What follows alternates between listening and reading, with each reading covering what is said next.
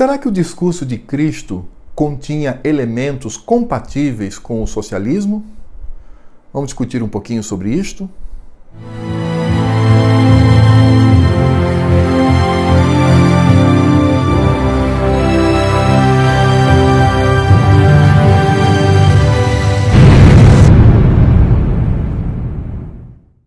Será que a pregação de Cristo traz elementos compatíveis com o socialismo moderno?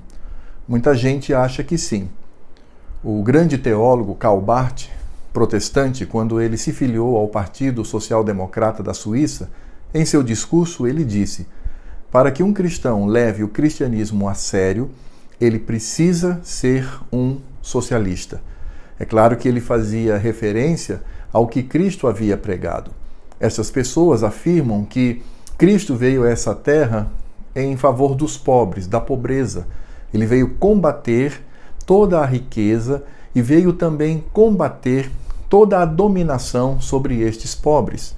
Esta, no entanto, é a grande desculpa para teologias que se aproximam do marxismo, como a teologia da libertação e a teologia da missão integral. A primeira católica, a segunda protestante. Mas será de fato que Cristo ele veio em favor dos pobres? Será que para Cristo a pobreza era um elemento forte o bastante para que ele viesse a este mundo para lutar em favor daqueles menos favorecidos? Nós vamos perceber que não.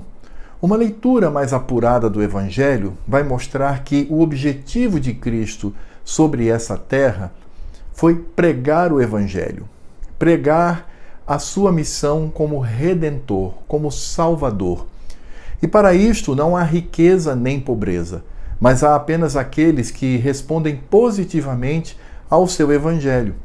Mas eu gostaria de dar um exemplo prático no próprio Evangelho. Nós sabemos que Cristo ele fez a multiplicação dos pães, ou seja, havia muitos famintos e os evangelhos dizem que Cristo olhou para estas pessoas, compadeceu-se delas e então multiplicou pães e peixes para alimentá-las.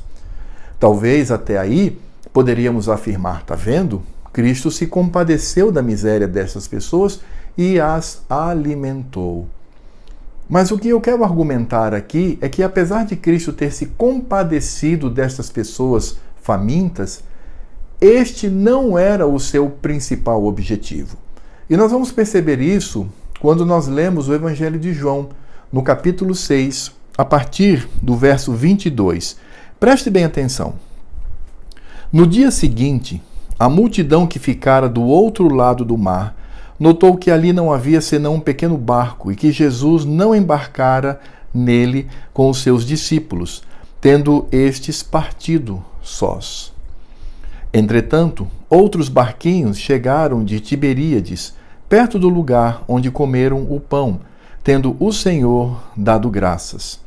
Quando, pois, viu a multidão que Jesus não estava ali, nem os seus discípulos, tomaram os barcos e partiram para Cafarnaum à sua procura. E tendo-o encontrado no outro lado do mar, lhe perguntaram: Mestre, quando chegaste aqui? Respondeu-lhe Jesus: em verdade vos digo, vós me procurais, não porque vistes sinais, mas porque comestes dos pães e vos fartastes. Trabalhai, não pela comida que perece, mas pela que subsiste para a vida eterna, a qual o Filho do Homem vos dará, porque Deus, o Pai, o confirmou com o seu selo.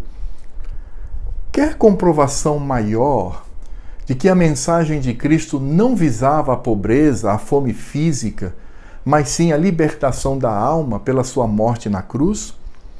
Entenderam o texto que eu li no Evangelho de João? Aqui as pessoas o procuravam e quando o encontraram disseram: Senhor, como chegaste aqui? E Cristo, conhecendo o coração daquelas pessoas, disse: vocês estão me procurando, mas não é pelos sinais, não é pela mensagem, não é pelo alívio espiritual, por saciar a fome espiritual das pessoas. Vocês me procuram porque comeram pão, porque eu dei pão para vocês. E aí ele adverte dizendo: procurem o pão, mas não o material. Vocês devem trabalhar por aquele pão eterno. E aí Cristo se coloca como o pão que sacia eternamente a fome daqueles que o encontram. Então percebam, é uma falácia, é um sofisma dizer que encontramos indícios do socialismo no discurso de Cristo.